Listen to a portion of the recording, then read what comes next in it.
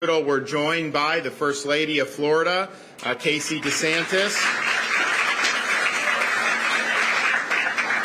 and the First Lady of Golf, Barbara Nicklaus, and her husband, Jack. So you may have heard of him. You may have won a golf tournament or two back in the day, but they've done so much here to make this a really, really impressive and consequential facility. We have Florida's great Surgeon General, Dr. Joseph Ladapo. Lieutenant Governor from Miami, Jeanette Nuñez.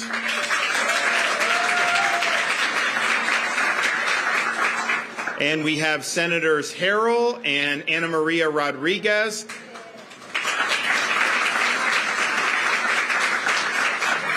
And we have Representatives Basabe and Garcia from South Florida. Then all the way from Northwest Florida, we have Representative Michelle Salzman. So thank you all for being here. Now, where we are today with Nicklaus Children's Hospital, we can say that this is one of the leading pediatric hospitals in the nation, highlighting the nationally recognized patient safety and quality achievements. Nicklaus Children's Hospital was named a top children's hospital by the Leapfrog Group this year. Additionally, Nicklaus Children's Hospital received its 5th consecutive magnet recognition from the American Nurses Credentialing Center's Magnet Recognition Program. That is considered the gold standard for nursing excellence nationally, and Nicklaus Children's is one of only 5 children's hospitals in the nation to have received a 5th designation. And of course, at the heart of all this has been the amazing work of Jack and Barbara Nicklaus. They've done so much to improve the lives of people in South Florida. We're honored that they've made Florida their home for so many years, and I know they're going to continue to do a lot to better the lives of Floridians. And we are also answering that call in the state of Florida. The budget that I signed into law, as well as the legislation that I will sign here today, is going to make a positive impact on the health of Floridians, particularly with respect to the health of our children. This budget now has a lot of investments across the board, not just what we're going to talk about with particularly the cancer, but this budget has record funding for K-12 education, record funding for higher education, and our higher education is ranked #1 in America. Our overall education is ranked #1 in America 2 years in a row by U.S. News and World Report. We also are doing that with no tuition increases. We haven't raised tuition in Florida for years, like 10 years. So as in-state, you can go to college here for about $6,300. You can't beat that in other parts of the country. We are also able to do record funding for Everglades restoration and conservation efforts. We have a beautiful state, and we've got to make sure that we continue to be good stewards of this great environment of ours. And so we've been able to deliver time and time again on real significant support. And we have done a big infusion in transportation and infrastructure, the biggest transportation FDOT budget ever, as well as our Moving Florida Forward initiative. We recognize the state is growing. I'm not asking people to move here. They just keep moving here. And so we got to get ahead of this. It's a little harder in this area than in some other parts of Florida because some parts have a little bit more room to build some more roads. But we've accelerated infrastructure projects that weren't even started to begin until next decade are now underway, including here in South Florida. And we're going to end up bringing these projects in for a landing 7 years ahead of schedule, 10 years ahead of schedule, in some places even 15 years ahead of schedule. So we're doing all of that, and what I'm going to talk about with health care, in a budget that actually spends less than we did the year before. How many places overall are actually spending less than they did before? I know the federal government is not doing that. They're borrowing and spending huge amounts of money. So as part of our budget, we actually have funds to accelerate the repayment of state debt, and we now have the smallest per capita state debt of any state in the United States of America.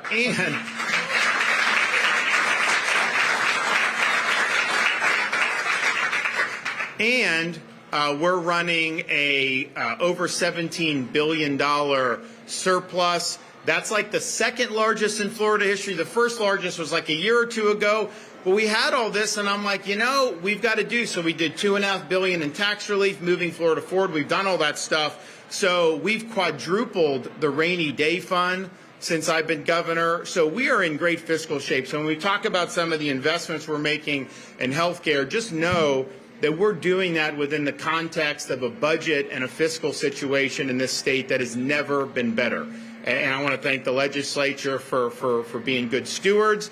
Also had to do a little bit of vetoes to make sure that we're into where we need to be in. But I think it all worked out very well, and we're in really, really good shape. Now, what we're doing here. So in the past 2 years, we've invested more than $138 million to expand pediatric services for kids in need. Additionally, nearly $85 million was provided to specialty children's hospitals that provide acute care services to children. And that's going to be really significant for these organizations to continue. Nicklaus Children has a line item in the budget for an additional $255,000 to support providing specialized care for patients served through children's medical services. And so that'll be something that'll be good. But I think here and other facilities around the state are going to benefit from the real significant investments that we're making. First, as part of the Live Healthy initiative spearheaded by our Senate President Kathleen Passidomo, we've got an additional $456 million to support the health of pregnant women, new moms, and children. And we've never done anything at that level in the state of Florida. And so I was happy to sign that into law. And then we've also made historic investments in cancer research. And we want to do all we can to be able to save lives, to be able to combat this significant scourge. And so our budget will allocate more than $232 million for cancer initiatives, with $60 million for the Florida Cancer Innovation Fund.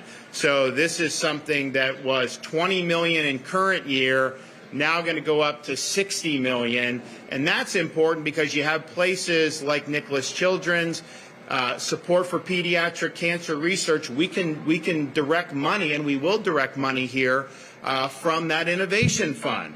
We also have $127.5 million for, named after the First Lady, the DeSantis Cancer Research Program. So that's something that's really significant. Now, they already awarded for this year $20 million for the Cancer Innovation Fund. That was 30 cancer research programs across the state.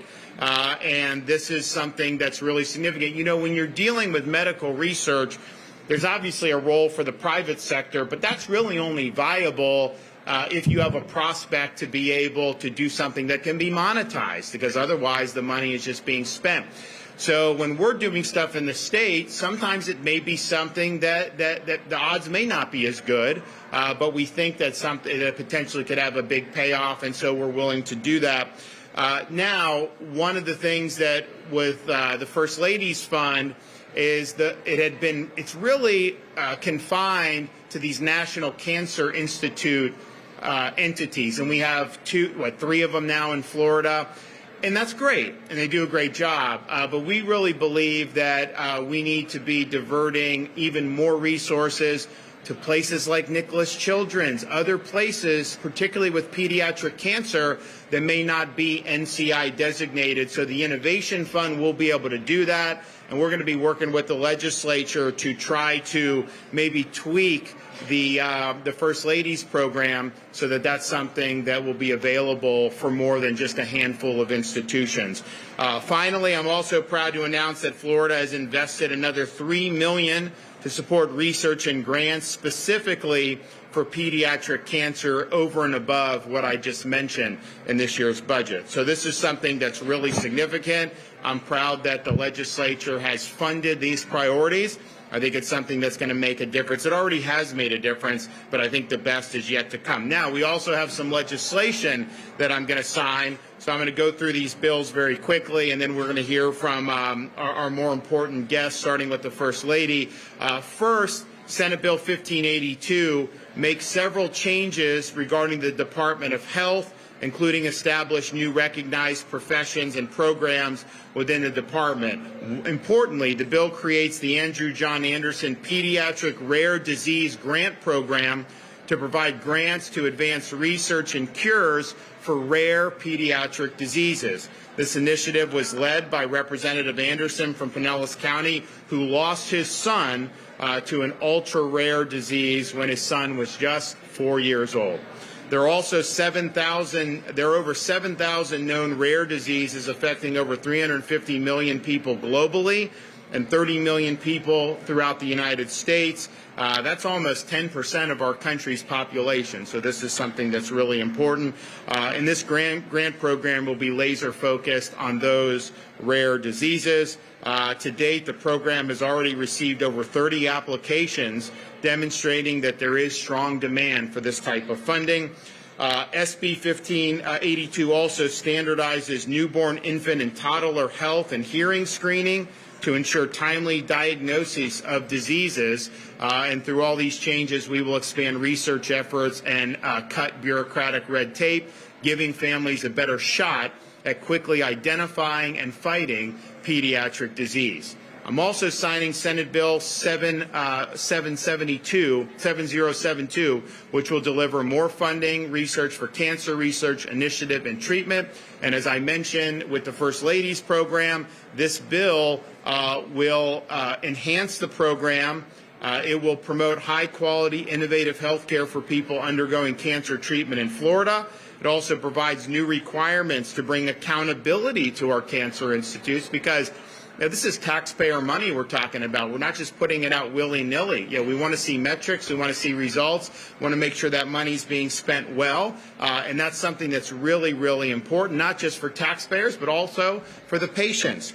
The bill codifies the Cancer Connect Collaborative in law by establishing with the Department of Health to advise the department and the legislature on developing a holistic approach to the state's efforts to fund cancer research initiative, facilities, and treatments for cancer patients. So under this bill, the collaborative will play an important role in advising the department on the awarding of grants issued through the Cancer Innovation Fund. It'll make recommendations on proposed legislation, rules, best practices, and reporting, and will develop a long-range comprehensive plan for the program by December 1st of this year. So I think in that plan, you'll probably see something about making sure that the pediatric centers like Nicklaus are even more to be in the kitty to get support, and we certainly support that. So we have new appointees. I think they may be here. Are they here? Dr. Scott Ackerman, Dr. Nick Panetta, and then our Secretary, Jason Weed. Okay, so we got two of them, and then Jason Weed as the Secretary of the Agency for Healthcare Administration. So I know that they will be good members of that, and it's really, really important that we're able to do. So we will be moving forward on that, and I think you'll see a lot coming, and I'll let the First Lady discuss more of that. Finally, I'm signing House Bill 885, which requires the Division of State Group Insurance Program and allows the Florida Medicaid to provide coverage for biomarker testing for the diagnosis, treatment, management, and ongoing monitoring of diseases or condition. So this is a way to look for genes, proteins, and other substances that can provide information about how certain treatments will work for that patient. So that is now covered under those programs. So all in all, this is a really significant day. You're going to see more and more positive outlook on funding for cancer research and many of these other programs. And I would note, if you look over the last many years, you've seen Cleveland Clinic has done a lot. Mayo, all these places have done a lot more in the state of Florida. I think there's a demand for it, and I think you're starting to see that demand being met. I know they're working on stuff in Palm Beach. So all in all, I think we've got a lot of good momentum. So enough from me. I want to invite up our speaker. So we'll start with the First Lady of Florida, my wife.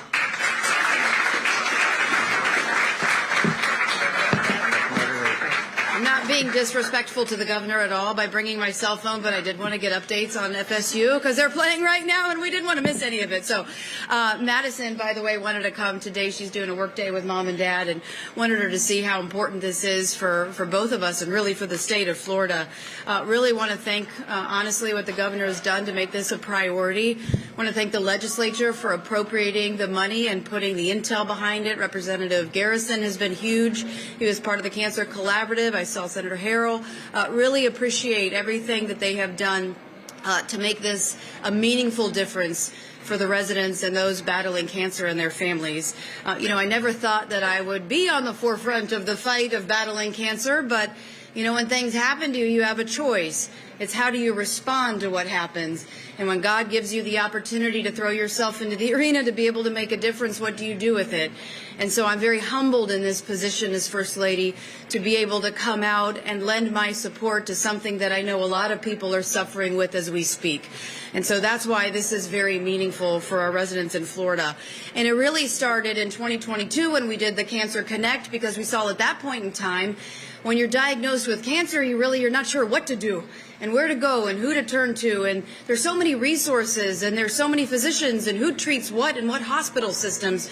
So we started Cancer Connect as a way for people to get meaningful information in a one-stop shop. The other thing we did with that was to provide testimonials, because I can tell you personally, one of the hardest things is when you feel like there's no hope, right? That you're wrestling with the day-to-day just really difficulties of having cancer. And so to hear people, and I was very blessed because wherever I would go, I'd have somebody and they would recognize the governor and they'd figure out who I was and they'd come up to me and they would say, stay strong, you can get through this. I was a stage 4 cancer survivor and I'm here, standing tall 20 years later. Or I was stage 3 or stage 2. And when you hear those kind of stories, because you always think worst case scenario, it gives you hope. And there's a lot of people out there who are like that. There's a lot of new innovations. There's a lot of new technologies. There's a lot of new treatments. And so there's a lot of reasons to have hope. And so we wanted to make sure that the people across the state had that hope as well. So that's really where it started in 2022. Now you fast forward to where we are today, and we started with the Cancer Connect Collaborative, which was kind of an ad hoc group of folks that we got together who were in it for the right reasons to come up and brainstorm about how we can make it better. And now today, with what the governor is signing into law with the legislation, it really solidifies it, and it gives them the ability to really take a deep dive into what's happening. And it's really founded on 5 principles, and one of which is the data. We need to have a better approach to how we're looking at the data across the state of Florida. Occurrence rates for cancer, that's huge, because if we're seeing something in one part of the state, we need to know now so we can respond. If there's something that's environmental, we need to be able to be on top of that. We can't wait 2 years, which is how it was originally doing. We had a 2-year lag on all of the data. So now we have that coming in, hopefully quicker. The other thing, we're the first state in the nation to do reoccurrence data. So it's cancer. Are you getting a reoccurrence, and what path, and what can we learn from that? Are things getting better, or are they getting worse? Is there something going on now that we need to know about? What's happening? We need situational awareness, and we need to work amongst the hospital systems. The other thing I'm really proud with this legislation is the funding. There's a lot of money that's being appropriated to this. I think it was $120 million with a $60 million or $60 million for the Innovation Fund. We need to have accountability on it. Because it's one thing to spend money, to say, oh, we're spending money for cancer. But, we need to know, is it working within the hospital systems? And if it's not, well, then we need to communicate that. And that leads to best practices, too. So if Hospital A has a really great innovation and a technology, man, Hospital B needs to know about it. We don't need to have, and I'm not saying that everybody does this, but the walls of having like a competitive advantage between one hospital system and another. I know I particularly had something that was incredibly beneficial to me. I want to make sure that every woman knows that procedure and technologies are out there. And so I think better communication and collaboration is huge. Innovation and barriers to entry. We don't need red tape and bureaucracy. And that's right to what he's all about. Let's just get it done. If there is unnecessary barriers to be able to provide opportunities and hope to people in Florida, cut through the red tape and get there. And then really and this is one too, and I know that the collaborative is going to work on this, is what is causing this? I mean, we know, yes, don't smoke. We know there are certain things that we can do. We can exercise more. But there's things beyond that. And it's like I look at somebody like me. I was relatively young. I had 3 young children. I had no prior existing condition. I didn't have any of the BRCA genes. And then I get cancer. And so it's like, what can I be doing? What can the people of the state of Florida be doing to protect themselves and to be able to protect their families? What do we know? Like, take all of the normal say BS aside and let us know the truth of what we can do to better equip ourselves. And I know that the collaborative is going to do that. So honestly, it's an honor and it's a privilege to be here with my daughter, who's been an inspiration, and of course my husband, who helped me get through every step of this process. And then now to be able to doing something with lasting effect in the state of Florida, it's very humbling. And I only pray that the people out there know that there is hope and that we are fighting for you. So never, ever give up. So God bless you. Good job, Madison.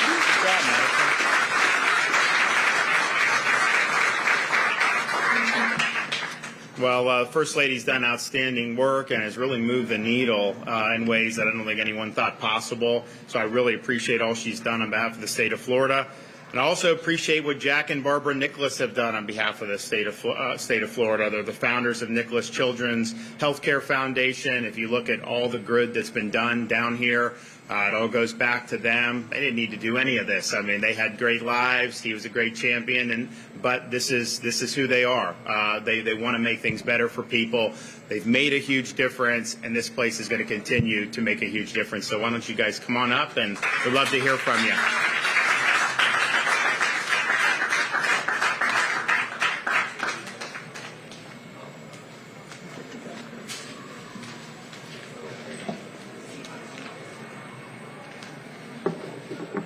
You want me to go first? Well, thank you, Governor, First Lady DeSantis. Barbara and I are honored to be here alongside you to announce continued improvements in pediatric health care and research in Florida. But you know, before we get to that, Governor, you're a busy man. Casey, you're a busy girl. 3 kids. You got them out in the golf course. You got watching Florida State and Florida play baseball. You got the hockey game tonight. And you come down here and do this. Thank you very much. But the state's investment in such programs makes such an impact on the lives of Floridians and especially our children. You know, we're parents of 5. We're grandparents to 24. And now great-grandparents to 7. Wow. All 2 and under. So we join many in offering our heartfelt appreciation. We look forward to working with you to further growth efforts to invest in pediatric cancer care and research here at Shaham. Where is right here, the Shaham Cancer Center, who have so kindly have helped us and been with that. We appreciate that so much. And helping us, and of course here at Nicklaus Children's, and of course at the state's 3 other specially licensed children's hospitals. In addition to funding pediatric rare diseases, and it's a testament to your leadership and support of families in Florida, parents should never have to wait for months to receive results of their child's diagnosis, which is exactly what the First Lady was just talking about. And we are grateful to you, to Speaker Renner and Representative Anderson, for making additional investments in the area of rare pediatric diseases. And Governor, we stand with you to continue further pediatric health care so no child or family will have to leave our great state of Florida for care. And I think along with that, the things that Jack mentioned, we want to make sure that we take care of our children in Florida. And I often call our doctors at Nicklaus Children's Hospital angel doctors, because I truly believe that they perform miracles every day. The floors above us today are filled with children in intensive care units. Some are infants, others are young children or teens, but what they all have in common is that they will receive the specialized care that they need and deserve, because we must remember that all of these precious patients are not miniature adults. The dozens of facilities and centers that make up the Nicklaus Children's Health System provide parents throughout the state the opportunity to have their children taken care of without the burden and expense of travel, under the leadership of our terrific CEO, Matt Love. Thank you. Governor, Jack and I thank you from the bottom of our hearts for joining us today, and thanks to you and First Lady Casey for sharing our passion to help children. I think a baby is God's opinion that the world should go on. So for Jack and me, that's what it's all about. This hospital is a true treasure to the community and for our state, and we are humbled and grateful to be part of it. So thank you so much, and may God bless you all. Thank you. Well done. Well, thanks so much to Jack and Barbara. You guys have made a tremendous impact. It's been we're fortunate in Florida to have so many people that step up and do a lot. And you know, we were just watching the U.S. Open yesterday, and you see how difficult it can be down the stretch. You know, missing putts, this and that.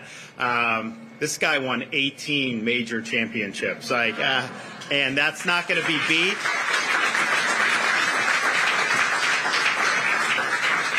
And I mean, he came in second a lot too. So I mean, he was in the mix more than anybody was, and has had some of the greatest moments. What's the number one thing when people meet you first time? Do they 86 Masters? Is that the number one thing people remember? Yeah, I mean that was an incredible thing. But you know, he reminded me, we were at the Ernie Els charity dinner a few months ago. And I was like, you competed even beyond that. And he came in the top 10 in the Masters when he was almost 60 years old in the late 1990s. And so that's really incredible. So now kind of Florida is the epicenter of golf. We got so many of these professional golfers that live in southern Florida, and we're proud of that. And it's a neat thing to have in the state. And, you know, Jack also, because he had a grandson that played at Florida State, he redid the Florida State University course. Didn't even charge him. He just wanted it to be good. And now it's one of the greatest college courses that we have in the country. So all this is great. Putting the money's great, but you got to have leadership. Both we have Jason Weed that's going to be on this board, but also the Department of Health. And you know, we saw a lot during COVID. A lot of these health departments really went haywire, and they just were not doing what was evidence-based.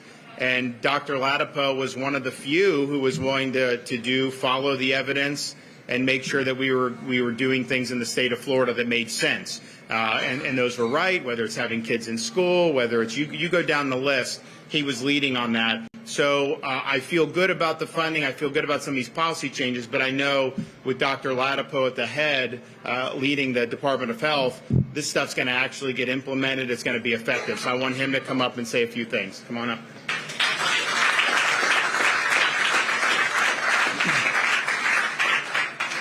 Thanks, Governor. Thanks, Governor. Well, this is a very cool day. I mean, you know, Jack Nicklaus. I mean, that's like, it took me a minute to just sort of, I was looking through the notes, and I was really, it's like very special. I don't play golf. I don't enjoy golf at all. I really admire people who are just the top of their game, and they do amazing. I have. It is not a game for me. I mean, that is not. It's not on my list. Get him out to Bears Club, get him a lesson. He'll get hooked very quickly. I've tried many times, I should say. And I tried. I gave it a good go. I tried. I promise. So it's cool. It's cool. It's cool. I'm thinking about how if I'm going to be able to get a selfie with this guy today. We'll see. I don't know. We'll see. Well, thank you, Governor, for the kind words. I appreciate it, and we've talked about a lot of really cool, great initiatives for kids. I mean, every children's hospital is a very special place, particularly the doctors who work there. I'm an internal medicine doctor, and I could not do pediatrics. I spent a few months doing my pediatric rotation during medical school, but it's too hard for me. I can't. The thought of sick kids it takes a very special person to be able to take that on and to be able to to be there for those children and for the families. So I have a lot of appreciation for people who take care of anyone who's sick, but especially sick children. And of course, it's also a wonderful gift to give to a sick child, to be able to help that child through illness, and to be able to for that child to be able to come back to their families and be able to enjoy their families, and for their families to be able to enjoy them. So it's always a special place to be in a children's hospital. And the initiatives that we've talked about today, it really is a great combination. And within the Department of Health bill, we do have the lawmaker Anderson's rare disease research grant program, which is important. And I mean, some of these diseases are incredibly rare that we see, and sometimes many doctors won't even know what they're called. They're that rare. You'll never see one in their careers, and it's great to have that investment in those areas. Oftentimes, the economics may not work out for pharmaceutical companies, but the research is obviously still important. Unfortunately, there are a lot of perverse things about our system right now. For example, there are drugs that cost $1 million a dose, or thereabouts, just because the disease is rare, and that's another problem to tackle and to think about. We also have changes in our bill in the Department of Health related to just making some things more efficient with newborn screening and things like that. But, in particular, I really want to highlight what inspires me the most about today and some of our initiatives, which is First Lady Casey DeSantis's just her commitment, a deep, robust, and real commitment to taking her experience and making it something that makes life better for other people. And I really admire that. I appreciate that. It is very special. People, when they encounter adversity, have different directions that they can go. And some people come inward, and maybe everyone comes inward to some extent, to really find those pieces of yourself and pull those pieces together to be able to overcome. But then to come out of that and to really authentically and fully think about how you can take your experience and make it better, make life better for other people.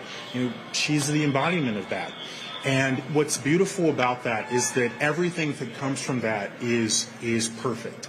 So in terms of, for example, she mentioned 5 points. I mean, it's perfect.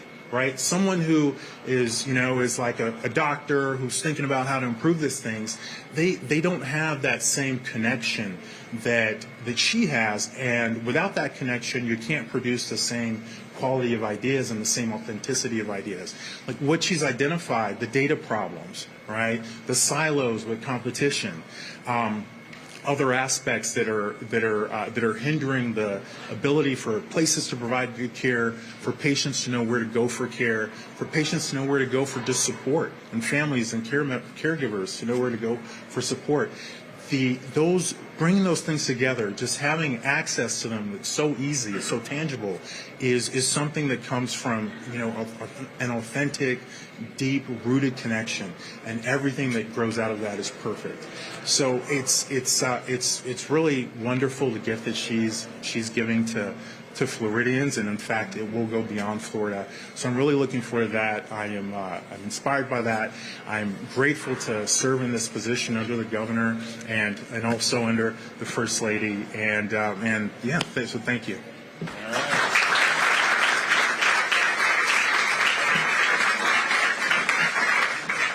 Now, Joe is very outward about health is not just about pumping pharmaceuticals in. He talks about the exercise and the diet and everything. And just for the record, walking 9 or 18 holes of golf is very good exercise. So you should start incorporating that in your recommendations. Just put the bag on your back and go do it. It's good. Okay, we have one more speaker then. You don't have to. You don't have to. You can do it. And it's important that people have opportunities to do it. Now, like, I'm a native Floridian, so I don't mind the heat, but I mean, we're now, as you get into the period we are now, I mean, it's hot. It's hot June, July, August, September in particular. So the people that you see out there on the course, those are the really serious people that, like, they're not going to be deterred. We start to have the courses be a little bit more populated when the weather moderates a little bit, and so that'll happen as we get into the fall and winter, of course. Okay, one more speaker, Senator Harrell, come on up, and then we'll sign the bills.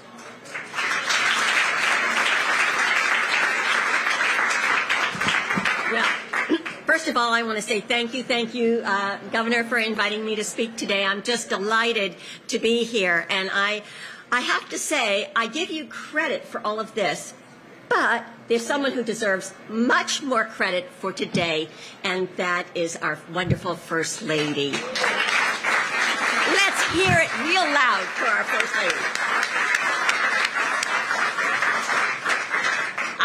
I sponsored Senate Bill 7072, which is the cancer funding bill. And I can tell you, this year we have made such strides in health care, whether it is the Live Healthy, a combination of bills that we all were involved in, and Senator Rodriguez, you were so involved as well. But to me, this bill is so, so important. It is putting more money into cancer funding than we have ever done in the history of Florida. You go back to 1986 when we started Moffitt Cancer Center, and I distinctly remember that. My husband was an OBGYN, and we referred, and I owned a mammogram center. We referred a lot of people to Moffitt. Today we have 4 NCI designated institutions in the state of Florida. The changes that we have made under your leadership in the last 6 years, and specifically in cancer, from what you have done is amazing. My daughter had breast cancer, and her daughter, who is sitting right over there, my granddaughter's visiting, and she was barely her age when my daughter had stage 3 breast cancer. And I think of where we are today in the research that we are putting specifically into breast cancer. It is amazing. So when I look at how we spend our money, and as chair of the HHS Appropriations Committee, I have a little bit of say in that.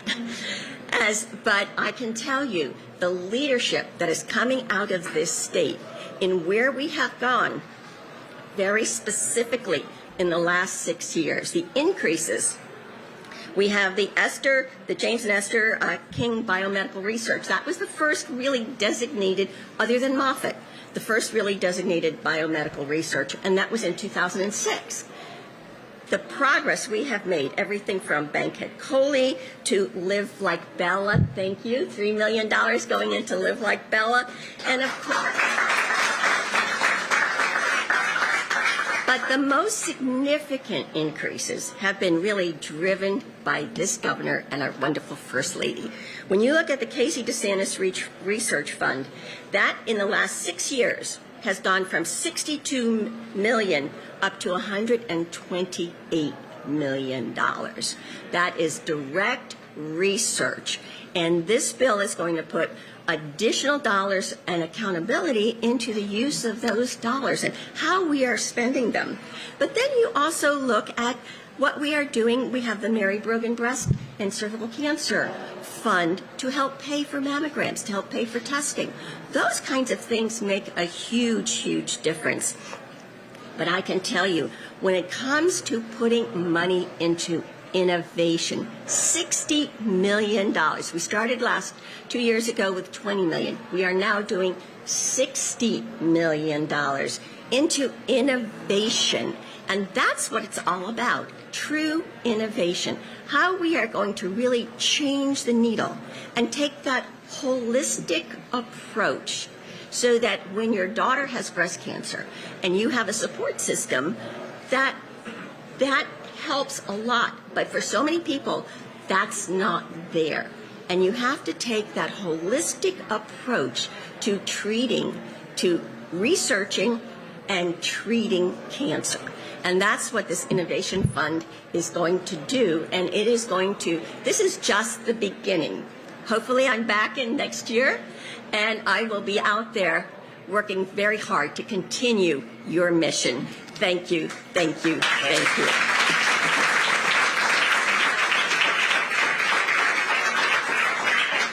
Okay, so everyone that's going to participate, we'll gather around here. Madison, I'm going to need your help with the pen, so come on over here. Jack and Barbara, Joe, you guys get up here. All right, now. All right. So can you take the caps off and put the caps like this for me? Set them up. Thank you.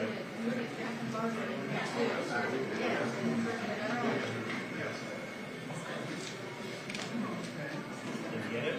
Pull. On the side.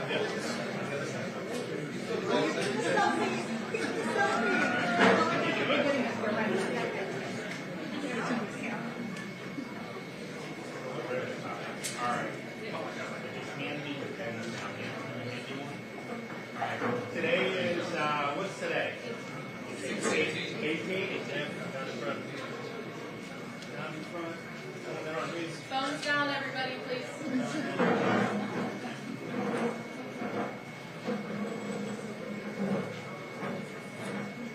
right. That's the expanded coverage for the biomarker testing. This is the cancer funding bill.